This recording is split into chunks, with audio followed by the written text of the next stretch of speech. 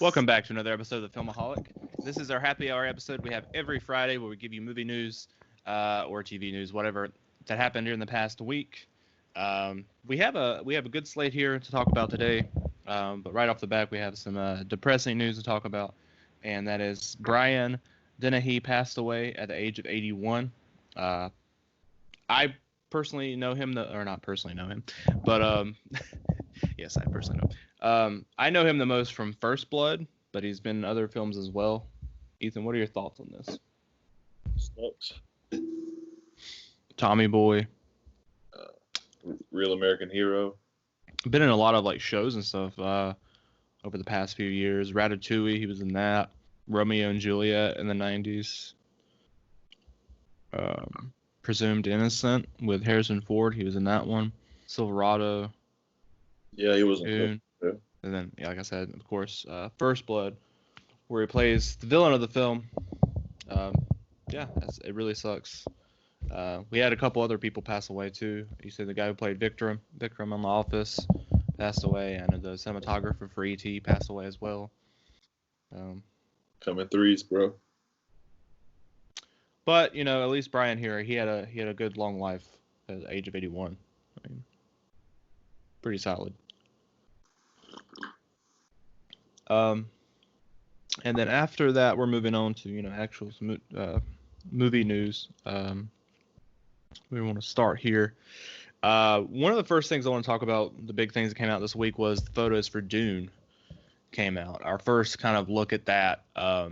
Hopefully, there's a trailer following soon. You would think they would take advantage of this time of quarantine to put out that trailer, get people excited. But people definitely did lose their minds over these pictures, all over Facebook and Twitter and everything. It's just like even the average fan I saw, like, we're getting excited for it. Yeah, I saw a lot of people were mad too. So you got both sides of the spectrum. Who was mad about it? Just fanboys read the book. I don't know what your problem is. I don't think that'll affect things. It doesn't affect me because I was reading. I looked it up. He did confirm it is going to be set in 2 movies, at least. Awesome. So. I thought the photos looked amazing. Yeah, Oscar Isaac's beard. Yeah, pretty. that was getting a lot of attention. Pretty cool. Josh Brolin in these photos looks pretty awesome. All I saw was Thanos. That's all I saw. And of course, Rebecca Ferguson. Can't not talk about her. Yeah. I'm pretty excited. I know. I forgot Jason Momoa was in this movie as well. Saw that. Kind of took my excitement a little bit down, but I'm not a fan. He's the villain? I don't think he's a villain. I don't know. I also saw some articles where he was talking about how his character is a lot like Han Solo from Star Wars, which that's first right off the bat. I hate when people compare iconic characters to their characters in movies. Well, technically Dune came out first, so he could be a comparison to Han Solo. The film came out first? The book? Yeah. I would assume George Lucas definitely read it before he wrote Star Wars, since it's a big sci-fi novel. Back then. It's possible. I wouldn't say that it was anything related to Star Wars. I know he based a lot of Star Wars off of. I'm just blinking on the name right now. What a fan you are. Yeah. So Flash Gordon is what. Buck. Okay. So yeah, that's why I was thinking of Buck Rogers. It's a character. It says that the serial was Olympic swimmer champion Buster Crabbe, who also played Buck Rogers, so it was related to that. But Flash Gordon is what heavily inspired Star Wars, which actually came out, and I think it said the 30s. But I also think that was other material as well, not just film. But anyways, I am excited for Dune. Especially that Oscar Isaac and the Rebecca Ferguson photos. I just hope we get a trailer soon and to show us really. I mean, I can already kind of feel what that tone's going to be from his other movies like Blade Runner, but we'll see. I know this one's they're going to have a bigger push to make this more accessible for everybody. I feel like, especially if you already committed to 2 films. And when this huge cast too. Next little bit of news here is going off something sort of kind of like a massive, story like Dune or a world building as Tron. There was some news about it. Look, is Tron 3 possible? The director of Tron Legacy, who's also making Top Gun 2, Top Gun Maverick, he talked about it this week and said how, nothing was official right now, but like there could be possible with, the IP of Tron and how much you could do in that world of them possibly coming back to it in the future, which I think is a great possibility now that you have Disney Plus. Even if you don't make a massive movie and put it on the big screen again, make something on a smaller scale, whether it be like a mini series, which I think that would be a smart way to go, at least first, and see how it goes on Disney Plus. Maybe even a movie, but I think, a mini series could be really cool. Make it a sequel, make it like a Tron 3 mini series, but don't call it Tron 3, obviously, like you didn't call Tron 2, you call it Tron Legacy. But call it this, bring Garrett Hedlund back, but bring in other characters too. A lot of years, over a decade's passed since the last film, by the time this one would come out anyways. And put it out there. See what happens on Disney Plus. If it brings a lot of people in and they like it, then you could actually go make a theatrical movie after that. Yeah, I would do like 4 to 6 episodes. That's what I would do. Probably closer to 6. But whatever the story you got, make it with that. And I know, they were talking about, and this is something I don't really agree with in terms of Star Wars, but it's like, with The Mandalorian, it's like, oh, well, they're making the Mandalorian show, but they're not ruling out like they could make a film from that, which I don't think is the case. I'm like, if you make a Mandalorian, make it for Disney Plus. I don't need you to spin off a movie from that. But with Tron, I feel like, you don't have as much going as far as Star Wars. So I feel like that you could transition into a movie later if you wanted to do that. But put it on Disney Plus right now. I'll watch it. We also got a new trailer this week for the Al Capone movie, Capone, directed by Josh Trank, starring Tom Hardy. This film was I've been hearing about this film for several years now. Yeah. I feel like it's been in development forever.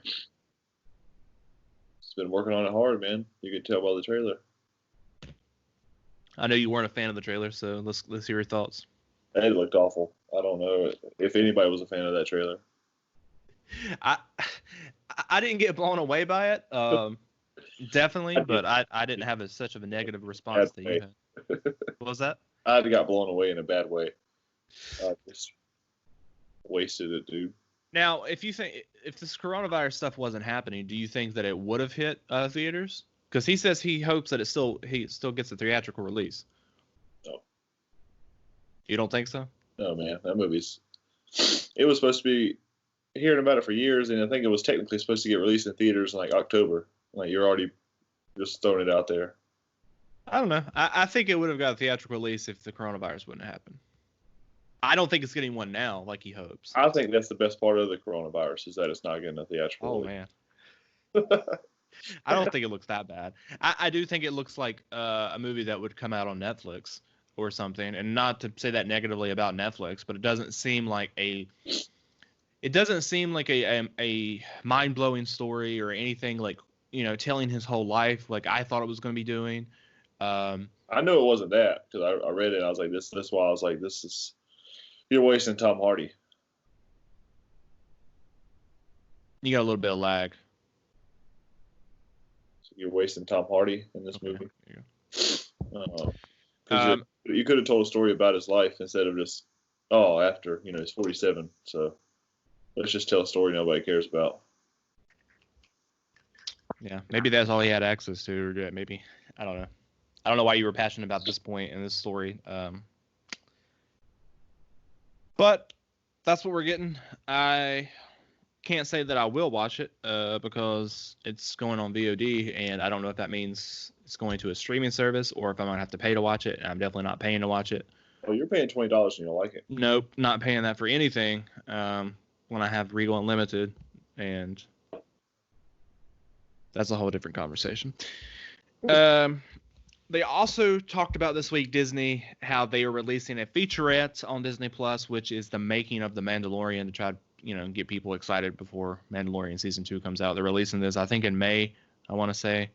May the 4th. Yeah.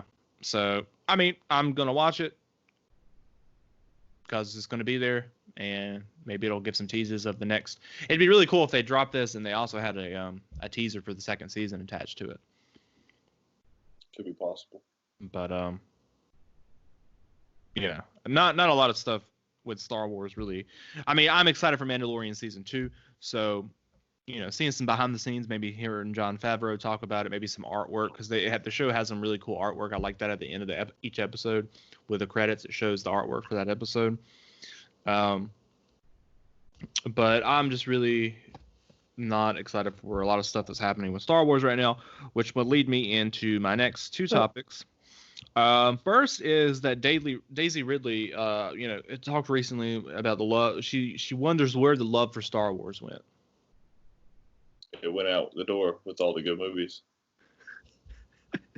That's exactly what happened. I mean, I don't understand, and I think about it, and I try to think of it, in terms of her and the other cast members as well, because how big of an opportunity it was for them to be a part of Star Wars and how exciting that must be, and fan reaction and critical reaction were good for Force Awakens, at least when it came out. People have backlash for it now, whatever. When it came out, people loved it. Last Jedi came out, critically successful, box office success as well, but you just had also a lot of fanboys and a lot of other people too. I have problems with it. I still like it a lot, but there's certain problems with it. And then Rise of Skywalker came out and it was garbage. So, I mean, and I try to think of it too, where it's I don't know how anyone read that screenplay and was like, this is good.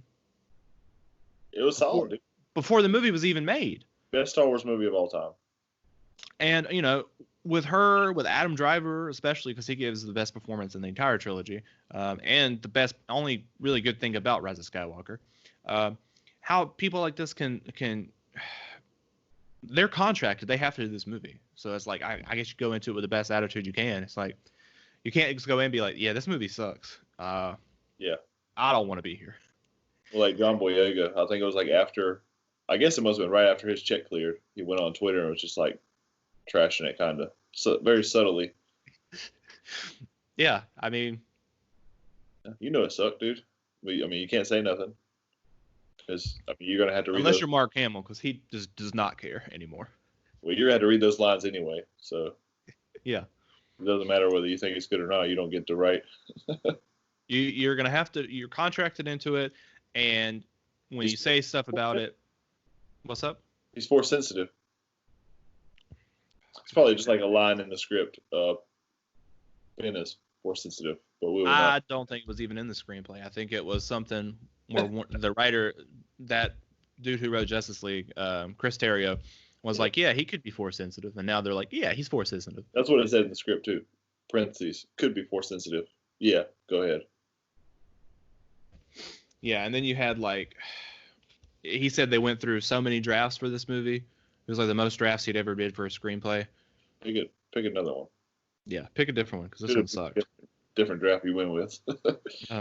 But it does make me feel bad for her being the protagonist of this trilogy and how much negative, reaction, especially from this last film. Apparently she liked the movie. If that's what. Maybe. Yeah. I don't know. I guess JJ liked it too. I guess they got paid more than John Boyega. He's nah. I don't think Adam Driver liked it either. But he's he wants his career to go well. Yeah, Oscar Isaac didn't either.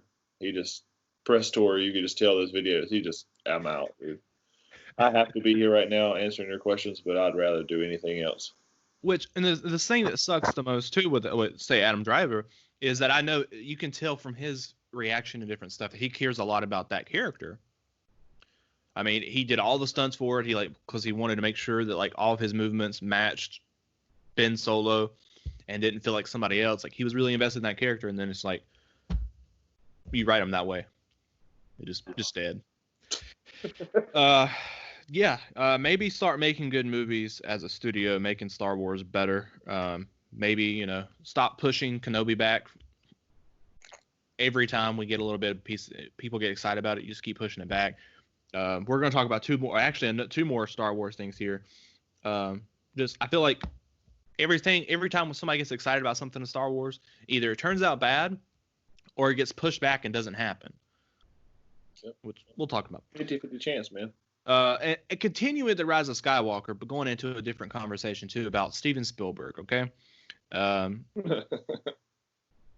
Anyone who thinks that Spielberg is still a good filmmaker and makes good decisions, let's talk about this. So JJ showed Spielberg a cut of the Rise of Skywalker before it came out. Now, I would like to also mention that he did this with Force Awakens. He showed Spielberg a copy, and that I don't exactly remember all the details, but I think something his comments with the Force Awakens involved the scene at the end with Starkiller Base, and his suggestion was to show more trees falling with Force Awakens. Now, must have worked for you. You got 5 stars. Right. Like, I mean, I'm not complaining about Force Awakens. Or what he should have, if you showed it to me, I would have made other comments. But it's also with Force Awakens, I sort of understand, because how much can you tell him to actually change, right? Yeah. I mean, and that goes for Rise of Skywalker too, in a sense, because it's like if you had showed him Force Awakens and at the end of, after you showed it to him, he was like, "Man, Starkiller Base sucked." Like that's the Death Star, man. There's not a whole lot that can change at this point. You can't rechange that whole thing after it's been filmed. To get over it, Steven. But he watched Rise of Skywalker, which, is a lot different than Force Awakens in terms of, that's not even in the same ballpark, the quality of film.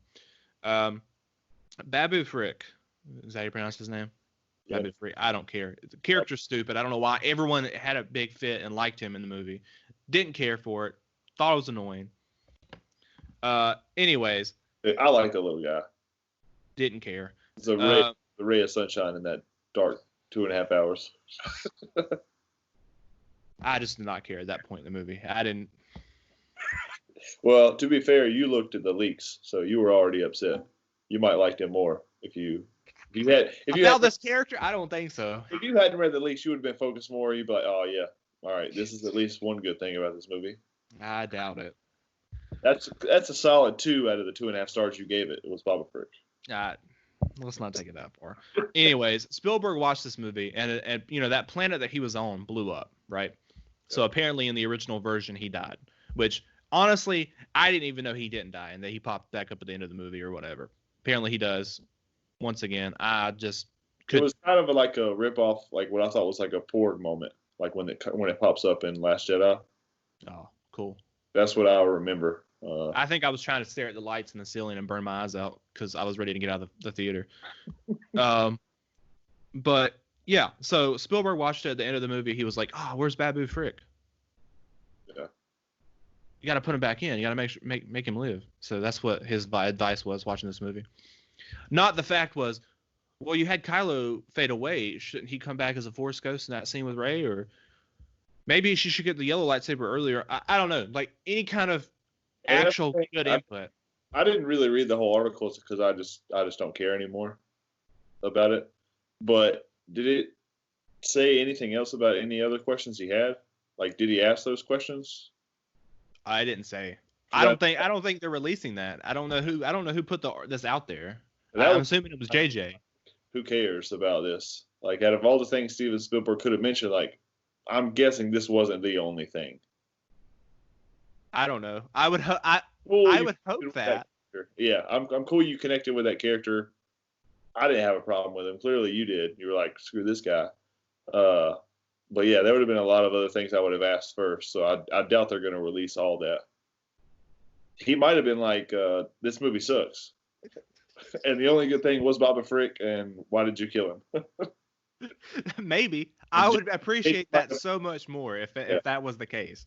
But obviously, if JJ was the one who like really, and I might be wrong because I don't remember, but I'm assuming that JJ was probably the one that told this in the article or somebody close to JJ. So I don't think he's gonna come out and be like, well, Spielberg told me the movie sucked, but maybe I should keep Babby alive. Like maybe that was his opinion. Like he thought it sucked too, except that. The next Star Wars bit I have here is that Stellan Skarsgård has joined the Cassian Andor series. I don't care. Oh, nice. I don't care about that show. Where's the Kenobi show, man? Personally, and that I think I mentioned that the other day to you, is like I wasn't even really excited for this show, and I'm still not to a degree. I mean, I'm gonna watch it when it comes out, and it could be really cool. But I didn't like. He was okay. He was serviceable in Rogue One, but he wasn't a standout of Rogue One to me. Nobody I would ever thought like, yes, give me a series about them. No, definitely not. But I kind of feel like this show, even though it is being called a Cassian Andor series, that it's more going to be an ensemble show with him as the lead. But I don't know. I don't really care to get him and K2SO's backstory. I don't know. I just think it's a ridiculous decision to make this show about him. Yeah, you could have given me a Darth Vader show, a Kenobi show, a prequel like Qui-Gon show, Kira, anything else, and I get Cassian Andor. So that's how I can tell you just don't care about this universe anymore. But Skarsgård himself, like, that's a fine addition. Curious to see what he plays. I'm assuming he'll play a rebel, but he could play an Imperial officer. Don't know. I also don't know when the show's coming out because I thought this was like already done filming. Oh. And now I'm like, you announced this so long ago. Why are we not getting this before Mandalorian season 2? Like this should have came out in the middle between Mandalorian and Mandalorian season 2. You'll get it when you get it. But you guys are just taking so long to put this out. Like you should have Mandalorian, Andor, Mandalorian season 2, Kenobi, and then Mandalorian season 3. Good luck. Doesn't seem that hard, but I mean, I guess you guys just keep getting screenplays and throwing them in the trash, and said, write me something that's worse than this. And then going back to a JJ thing I want to talk about before we move on here is that HBO Max orders 3 series from J.J. Abrams' Bad Robot Productions. The series includes one called Duster, which is an original, I guess, idea that he and someone else is creating and working on. Could be interesting. I doubt it. I've got an original work out there. The other 2 are ones that I'm not excited for. And the first is The Overlook, or Overlook, whatever, which is essentially, to me, I think it's going to be a prequel to The Shining. It doesn't say that. It says a Shining spinoff series, but it says it's following people in their experiences in the Overlook Hotel. So I don't think it would be after the film. I think it would be before, probably. Who knows? And showing other people stay there and their creepy experiences is what I think is going to happen. I know a lot of people are fans of The Shining. Great. I'm not a fan. I love the book. The book is great. The movie, I'm not a fan of, but I am a big fan of Dr. Sleep. Somebody retweeted this news and said they were hoped Mike Flanagan was involved, which would have been amazing. Would have been excited. He said, no, sorry, I'm not involved. Wish these guys the best. So, no, not excited because JJ's doing it. I mean, yeah, you're not. And I don't hate JJ as a filmmaker. Max, so you're never going to get me on that. No, I'm not getting HBO Max anyways. So you can tell me whatever you want. Cool. I'm not going to watch anything. Well, I don't know. If Mike Flanagan had made it, I would be interested and found a way to watch it. Well, if Mike Flanagan would have made it, it would have been on Netflix, so I would have watched it. So I mean, if they want to, Well, I don't think that though, because it is a WB property in there. I feel like anything they make moving forward is going to be on HBO Max because that's their thing now. Not for me. The other third show is Justice League Dark. Okay. A lot of people were fans of this. Great. Happy for you. I'm not like, I couldn't care less either way about Justice League Dark. Do I think it works better putting it on the streaming service than making a movie about it when you're right now? Yes, probably. Because you don't know what you're doing with your movies and they're all over the place and people would wonder how this would fit in, and put it on streaming service kind of separates it. And I think that's probably a good idea. But what bums me out is you had Guillermo del Toro, who wanted to do this property for so long, years before they even, did Justice League. And just thinking about how cool his version of this could have been. And now you're not going to get that. You're going to get this Bad Robot production version of Justice League Dark. Such a better storyteller than J.J. Abrams too. So yeah, I overall, I'm probably not going to watch any of these shows, unless I'm definitely not watching The Overlook, but it depends on who they cast. If Justice League Dark or Justice comes out and the trailer blows me away, you got Ryan Gosling in there as the leader or something, playing Constantine, you might get me, but don't fall for it. They got you with the trailer to Justice League. Don't let them get you with this. Only partially. First, I liked Batman versus Superman, so that's what mainly got me into Justice League. Before we keep going into like some of the bigger topics here, I wanted to go ahead and get some of these small coronavirus. Let's talk about that real quick, because that is a big topic. Coronavirus came out. Kevin Smith said that will play into the storyline for Mallrats 2. How do you feel about that? Were you a fan of Mallrats? I never watched it. I have not watched it either. What a spoiler that I know there's a sequel. So, but it's one of the movies I wanted to watch until I saw Jay and Silent Bob reboot, and that little Mallrats bit, and that kind of just ruined everything for me and for anything with Kevin Smith. Also, coronavirus, going more into that. San Diego Comic-Con and Star Wars Celebration could possibly, well, most likely actually, be canceled this year. And I know there were some talks about that same article, putting it on the internet, what have you. Go for it. I don't know. I think it's stupid to cancel it. Honestly, if I was in control of it, I would just push it back. Star Wars, Comic-Con, I would not cancel it. I would push it back. Even if you can't put it in July like normal, I would push it to like November or something and not cancel it, because that's such an event. It's like, and it's not just movie stuff too, like, I mean, I guess you're talking about putting the movie stuff online, like trailers and stuff. Sure, you can do that, but that's not just what a Comic-Con is. You have a lot of vendors there. You have a lot of people selling stuff. That's what Comic-Cons are at the core, is people coming and selling their stuff and all to do with comics themselves. So putting that online, like, big boost for the economy too. So you would think you wouldn't want to cancel it.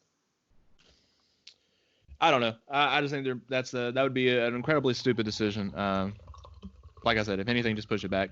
Star Wars Celebration, you don't have to have this year, especially with, I don't even know if you guys have any news to talk about.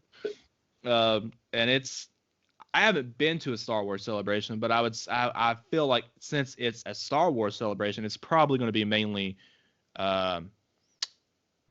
like Disney selling stuff versus people actually coming in and selling their own stuff. Might be wrong because I haven't been to one, but if anything, push that one to next year and just push San Diego Comic-Con back. But ultimately, it's up to the governor about the large crowds of people. That's a whole different topic, but yeah, it's unfortunate that it's a possibility that it might be canceled. We also have Robert Eggers, The Northman. I was reading an article yesterday how this was such a big. You said this was on hold as well, right? Yeah, it was. But I think it was when I read the day before it was supposed to start shooting. Go ahead, suspended production indefinitely. Um, it's a very big production, is what I was reading. Unlike either of the first two films, he's a very hands-on guy as far as production design and creating everything. But he was just talking about how this was so different and how like almost every scene that's in this film is on a boat or has like tons of extras, and so he's having to storyboard like almost just everything in the film, which is something he said he doesn't usually do. He usually just does certain scenes, like visual type scenes that he feels like needs to be storyboarded and have people there to like look at it, but he's having to do it all for this. But I just feel like I would throw that in there because, you know, we talked about The Witch this week. He said he's got like a huge team he's working with too, because like he's a real big director's like authenticity, and he said there's no way he could keep up with everything. So he's got a huge team he's working with to make it as authentic as possible. So I'm excited for that. That is exciting. I'm sure this will end up getting some Oscar, some buzz, at least for production design and stuff like that, cinematography. He will be overlooked. Maybe. As Then we go into the next topic, which is Universal Studios is planning on making a the Green Hornet and Kato film. Yeah, you're excited. I can see. You bringing back Seth Rogen? I do not think that they're doing that. No. And I'm curious. I don't think that was a Universal. I don't think that was a Universal film, but I might be wrong. Maybe it was. Who cares about this stuff? Is what I wonder. It's a property. Yeah, it's a name. You get it, and you're like, oh, well, let's do something with it. Like binge watching the Green Hornet that I don't know about. Well, the only thing I can see is like you had Once Upon a Time come out. Give that's episodes. That Once Upon a Time came out, and that's you had Kato in that, which was the most controversial part of the movie. It was, but so people like start hearing about it. I just don't. I only care about this film if Michael Moe's coming back to play Kato. I just don't care about it. All the properties you got, original ideas you could do, it's like, nah, let's go back to the Green Hornet. No, thank you. Well, they don't really have any superhero properties. So, I mean, they're scrambling for something. Dark Universe didn't work out. Make a better Dark Universe. Like, I can't imagine this being so good. Green Hornet? It's going to blow people away. People are going to be lining up to the street. Yet another plus about the coronavirus. Can't be out. Another couple of years, we're going to get that Lone Ranger reboot. I just can't wait. I'll just watch the 2013 version. Now, going into the rest of our news here, and it's all comic book related. So saved it here. The first one is Todd McFarlane. So I met Todd last year. Creator of Venom, got him inside my poster. He's also the creator of Spawn. And I asked him when I met him the development on that movie, and he said that he was having more talks with the studios and how Joker was paved the way for more movement on it. People be getting excited about R-rated comic book films, all that. All that's exciting. And despite the fact that I hated the first Spawn movie, just awful, couldn't even finish it, walked out of the room. Bad. The fact that we're getting I'll say that in a second. The fact that they could be rebooting Spawn, I think it's a good idea. I think it is. He created the character. I think it's a rich character that you could do something with. The production company you got there, think it's interesting. I think that's a smart move. Keeping the budget down, making it more of a horror angle to it. Keeping what I read was like they wanted to keep him in the shadows more in the film. All of this. Ultimately, I don't think that was what would happen when you were making the movie. I mean, I'm gonna go ahead and say this. First of all, I don't think the movie's ever happening. No. Don't think it's ever happening. And to start things off, Todd is attached to direct this film. No offense to the guy. Terrible idea. And if a studio greenlit that with him directing, they're idiots. Don't know why you would greenlit. You looked on his film. I looked on his filmography the other night when I was writing this down. He's directed some music videos, which I think mostly were animated as well. That's all he's done. And you're going to give him a larger film like this to direct. I mean, I know he created it. So if you want to let him write the screenplay, you want to take that shot, go ahead. But directing it? Somebody else. Yeah. You're not writing yourself. We've seen instances in the past where this is, you've had situations like this. I want to say, was it The Spirit that came out that Frank Miller created and that movie was all. Did you watch it? I didn't watch it. I didn't either. But I've heard it's just awful. That was my point. And that was a very people that are into the comic book, sure, they might, but that's not bringing people out of the box office. That's not financially a good decision. It's the same thing with Spawn. That name's not bringing in people out of the box office. It might be bringing comic book the fans of the property, but that's not that much for that character. It's not. And you need somebody in there who's going to do a good job. Unless you're bringing John Leguizamo back, I don't care. So that's your first mistake, even having him attached as director. No offense to him. And then his comments about the screenplay, he was talking about how like part of his he felt like, I guess, like he was culpable of as far as like the movie not getting made so far. He says his first draft, if he had wrote a better first draft, pretty much like is what he said. He was like, if he had wrote a first draft that mattered of the screenplay. Why didn't you? Yeah, that doesn't get me excited at all. The first draft didn't matter. The first draft wasn't good. Now, you are writing and directing this film about a character you created, and you didn't write a first draft that mattered. Give me my ticket. Yeah. No excitement here, and I really think the studio should I mean, the movie's not happening. It's just not. They're not getting the fun. I just don't see it happening. Also, he was saying you have two actors attached to this property. You have Jamie Foxx and Jeremy Renner attached to it so far, with Jamie Foxx playing the lead.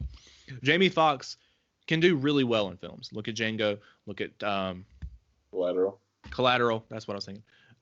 Ray, whatever have you. But look at some of his other work too, where he hasn't had a good direction or be a studio movie. Look at Amazing Spider-Man 2, which is a topic we're going to jump into next. Awful. Not only was that movie bad, but he was terrible in it. So, and you have a first-time film director here, and I can't imagine Jamie Foxx playing the lead in this movie too, and you keeping him in the shadows the whole time. No, I can't see it. Yeah. And McFarlane made some comments that Jamie Foxx was almost more excited than he was about making this movie, which also doesn't really excite me when you're the guy directing and writing this movie. And it's your own property. He cares more than I do, honestly. Man, if that's the case, why did he not campaign to be in the movie in the 90s? I don't know if he was big enough actor then. That's not the point. There's no way Michael Jai White was a huge actor. With the past eye. The next topic I'm going to get into is Amazing Spider-Man 2. They were recently interviewing Dane DeHaan, who confirmed, and this is really big news, but I just wanted to talk about it because we are doing Spider-Man next week for On the Rocks and talking about the different versions. So we're going to go heavily into Amazing Spider-Man then. But Dane DeHaan confirms, that's what the article was saying, but he confirmed that there was going to be a Sinister Six film before the Marvel stuff happened, or the Disney Marvel stuff happened with Spider-Man. Now, this isn't news because the movie had a release date. Like, it had a director attached to it, had a release date. It was happening, and it was set up in Amazing Spider-Man 2. But he just, like, they were asking him, did he have any details on where, like, Harry's storyline would continue after Amazing Spider-Man 2. And he said he didn't know anything other than they were setting up this Sinister Six movie next. And like I've read pretty much from other stuff, he said that he didn't say that Harry wouldn't be in the Sinister Six film, but he said that Goblin would be in the Sinister Six film, even if Harry wasn't. So that kind of goes into the reports that I read that they were bringing Norman back to life in the Sinister Six film.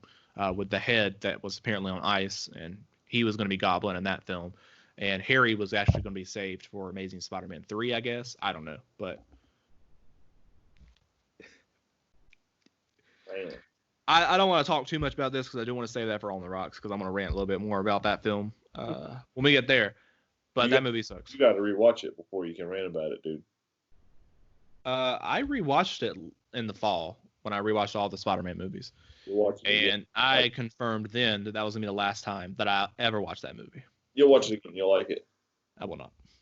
And then the last two topics we have here are actually good Marvel news that's MCU related. First, Sam Raimi slipped up and can kind of confirm that he is directing Doctor Strange 2. He was talking in an interview about in Spider-Man 2, there's a Doctor Strange reference with J. Jonah Jameson trying to come up with a name for Doc Ock, and he says Doctor Strange, and he says no, that's taken. And he pretty much said in this interview, he's like, I didn't know when I was making that film that I'd actually be involved with Doctor Strange moving down the line. But that's cool to hear. I'm excited that he's directing the sequel. Yeah. Not you? Not excited? I'm excited that they're getting more big directors to make these movies, especially somebody that is one of the pioneers for superhero movies. That's what excites me, yeah. Now, I don't know if I would have chose this project for him or not. I see why they did, because his background in horror, too, from what this movie's supposed to be. But I don't know. Just give him the new Spider-Man movie. I would. Well, don't get me wrong. I would much rather see that because I just love what he did with the first two Spider-Man films. I don't completely blame him for Spider-Man 3, although he's part of it's to blame, but I don't blame him off of that. And I think he would do a better job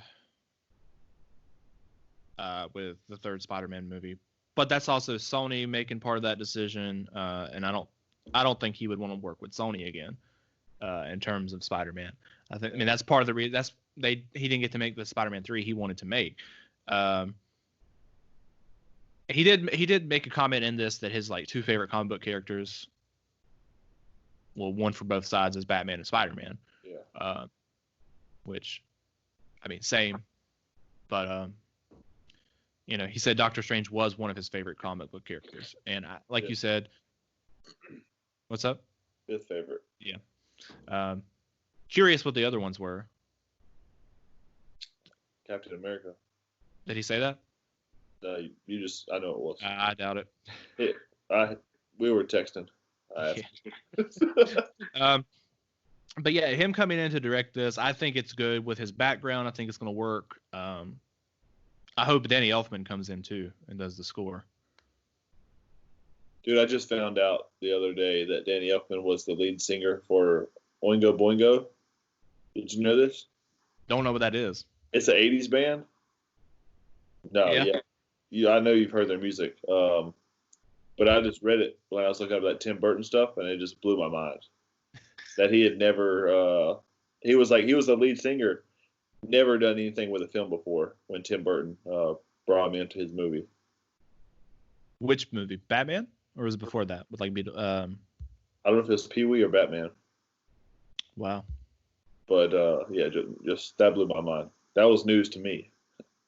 I have one of their records, and I was like, snap. Well, his score for both Batman and Batman Returns, as well as Spider-Man and Spider-Man 2, are phenomenal. Especially Spider-Man. That's one of, if not my favorite. Well, yeah, probably that is my favorite superhero score. that I'm one. trying to think. You seen the movie Back to School with Rodney Dangerfield? No.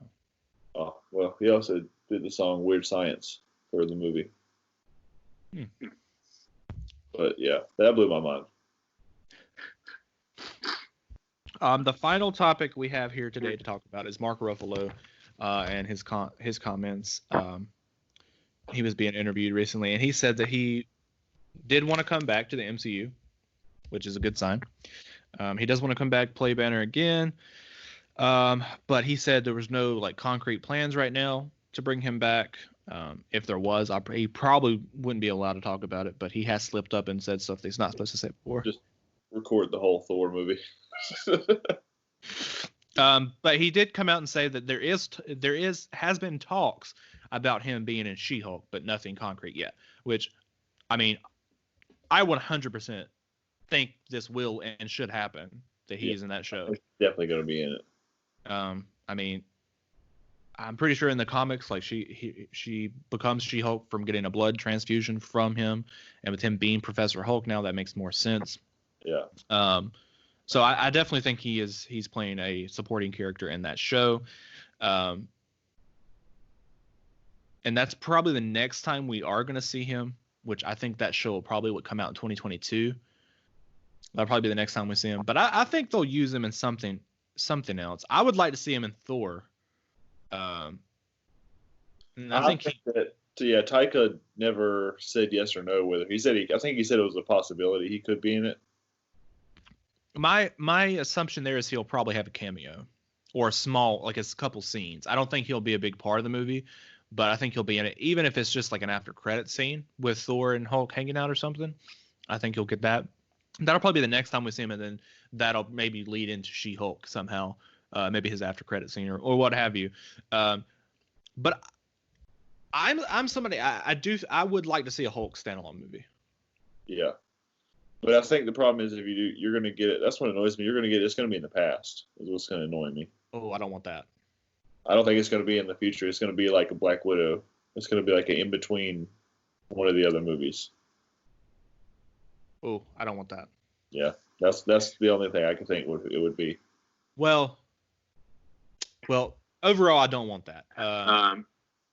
And the Incredible Hulk is canon, so we don't need a movie before that, and plus he would look different. Yeah. And I don't think you're putting a movie between that and Avengers. And I don't really want to see a movie between Avengers I guess the Avengers and Age of Ultron. It would be Age of Ultron, and Thor Ragnarok. Between there, like when he's. I don't want that. But if you're going to put it in the past, I'd rather it be there because that way you can put it in space still. Yeah, that's what I would imagine you're going to do. If you do get a Hulk movie. And I guess if you did that, it'd be more like a Planet Hulk movie. Yeah. That people wanted, and you could have it end with him on the planet with the Grandmaster and everything, and bring back Goldblum. Definitely, and you maybe bring in some other characters that he would have defeated to get that high-ranking position. I mean, that could be interesting, but overall, I know he talked about that a little bit. There you could fill in the blanks, but you can get Korg back for that movie. I would rather see one in modern day. And I think an excellent idea that he said, and it's something that I think is possible, is he said he would like to see a Hulk Wolverine movie. Now, if you like in the comics, Wolverine first appeared in a Hulk comic. That was his first appearance. So I think it'd be awesome to do a Hulk movie and have that be Wolverine's first time in the MCU. Depends on who Wolverine is. I mean, obviously, part of me doesn't want to see Wolverine again. I would rather, but it's going to happen. Yeah, you're going to see it, so it don't matter what you want. So yeah, I think this would be an incredible way to introduce that character. I also have been thinking too, and like I said, it doesn't matter what I want, but I think it'd be really cool, and I would like them to introduce X-Men through an alternate timeline, or alternate dimension, with the Doctor Strange stuff. All that stuff's happening. I don't think they'll be in that movie, but I would like to bring in the majority of the X-Men in through a different dimension, because I don't want to. It's going to be so difficult for them to try to explain the X-Men in terms of this timeline. Because one, either they've been here the whole time and haven't done shit as far as helping people out with Thanos or whatever. Or two, you're going to say they got created recently through the snap or whatever. And if you're doing that, that doesn't really... I'm not a fan of that idea. Oh.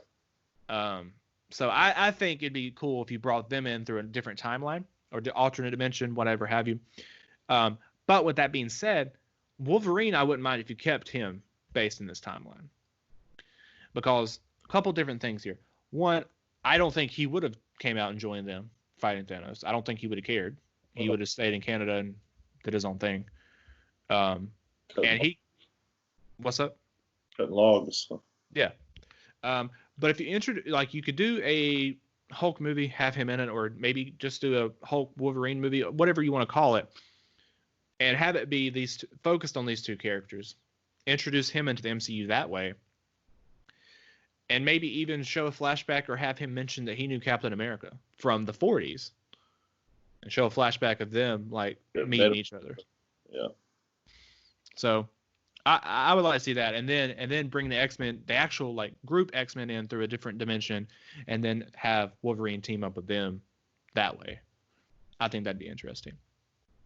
Awesome. The Fantastic Four stuff, I think that is something you could do as far as a snap, them being created that way.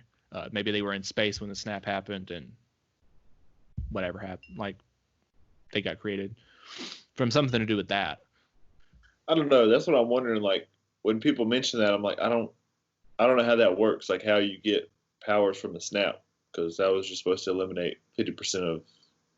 Oh, I don't think they would have gotten powers from it. I just think the snap would have happened, and then there was an accident in space. Oh. And that's what resulted. But it was a result of the snap happening while they were trying to do something else. I don't care about that movie if it doesn't have the cast I want. There's other cast members that I think could be good. Yeah. My main choice is John Krasinski playing Mr. Fantastic, Emily Blunt, him directing it. Those are your only choices, sir. There's a couple other options I've heard recently that I do like. Yeah. One mention I saw online that somebody said Timothy Olyphant as Reed Richards. I would like that. Too old. Well, it depends. We don't know what age they're going for. He's going to be John Krasinski's age. That's what I would prefer, but who knows? Maybe they go with an older Reed Richards and they already have kids, because they do have kids in the comics as the characters progress. We don't know what they're going to do. I think another older actor who could work if they're going with an older Reed Richards is Keanu Reeves. Yeah, I got you there. Wolverine. Got you there. Wolverine? What are you talking about? You bring the Hugh Jackman back if you're going to do that. You're not bringing Hugh Jackman back. Well, that's only because it ties them to those old movies and people. He said he doesn't want to. That's what he says. Well, I doubt he wants to. If he played Logan, just kill him off. You'll make more movies than you like it. That's another reason I would never bring him back, is because you did kill him in Logan, and it would be such a cheap move to do it again. That's what Robert Downey Jr. was saying on the Howard Stern thing when he was asking. He was like, "All right, you're gonna come back and you're gonna bring Iron Man back eventually, right?" And he was like, "I don't think so." He was like, I'm not saying I'm not gonna appear in other movies, pretty much, but it would be cheap. You'd feel cheated if he came back to life. Well, it's like if I rewatched Endgame, it'd be like, all right, well now I don't care about this moment because I know you're not dead. We're definitely seeing Tony in other movies, though. Well, he's going to be in Black Widow, but not in the future. And when you do get him in the future, it's going to be like his voice. It's not going to be like, oh, I'm back. Right. So. But I don't even know when that's going to happen. or if that will happen. I know a lot of speculations about him like being like a version of Jarvis. Yes. But if that happens, like what movie would you put that in? Maybe way down the line. Like if you, and this is something I would be interested in, is if you made like an Iron Woman or whatever, with the girl from that played his daughter in that deleted scene, the older one. Catherine Langford. Yeah, like if you made a movie with her, that'd be cool to have him there as like a Jarvis. Which, I mean, they may have plans for that since they put her in that role. So, I mean, I can't imagine if you bring her back choosing anybody else to play his daughter. But I don't know how you would do that because I've seen speculation about that happening. You'd have to do either another time jump or she comes from a different timeline. Whatever you got to do. Because she's only 5. Well, years later, man. Years later. Well, but if you made the movie years later, then she's gonna be too old. De-age, Irishman style. All right, guys, that's our episode of Happy Hour. Don't forget to like this video and subscribe to the channel. We have this every Friday. We also have on Mondays What If, which we're currently doing the MCU, taking it back 20 years, putting it through the 90s. Tuesdays we have Top Shelf, Wednesday On the Rocks, and Thursday Freeboard when we break down a particular film. Right now we're doing A24 movies. We'll see you next time.